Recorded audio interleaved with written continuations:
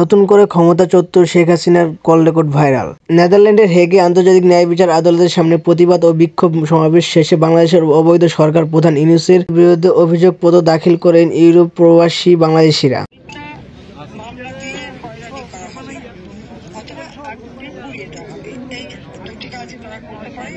সারা বাংলাদেশ এখন চলছে, জেলা উপজেলা ইউনিয়ন পর্যন্ত আওয়ামী লীগের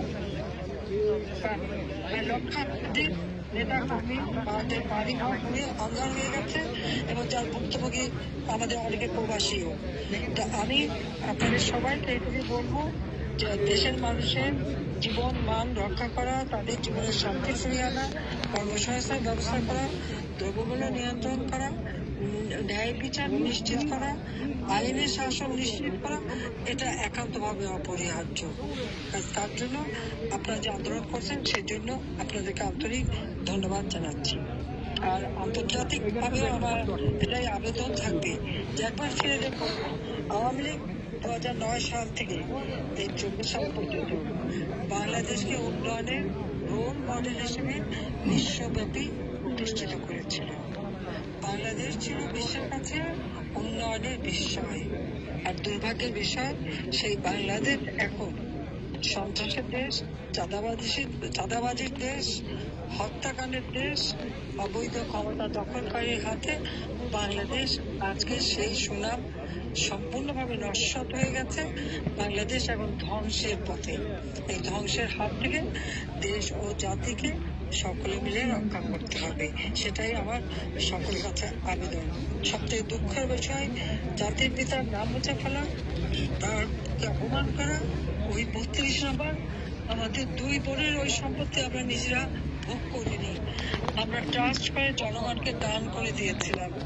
আমাদের স্বাধীনতার স্মৃতি বিজড়িত, সেটাও আগুন দিয়ে পুড়িয়ে দিয়েছে। আর আমাদের বাড়িঘর সব পুড়িয়ে লুটপাট করা হয়েছে।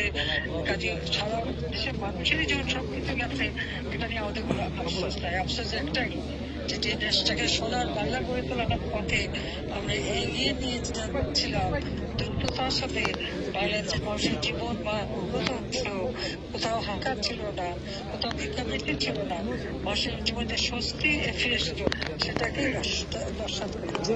এবং সাধারণ মানুষ, সাংবাদিক, সংস্কৃতিসেবী, সংখ্যালঘু সম্প্রদায়, ব্যবসায়ী সম্প্রদায়, প্রত্যেকেই আজকে জীবনে দিতে হবে। এটাই আমার একমাত্র বক্তব্য।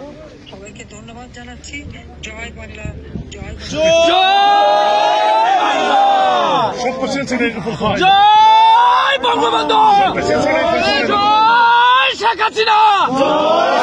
শেখ হাসিনার কিছু হলে চলবে আগুন করে করে। শেখ হাসিনার কিছু হলে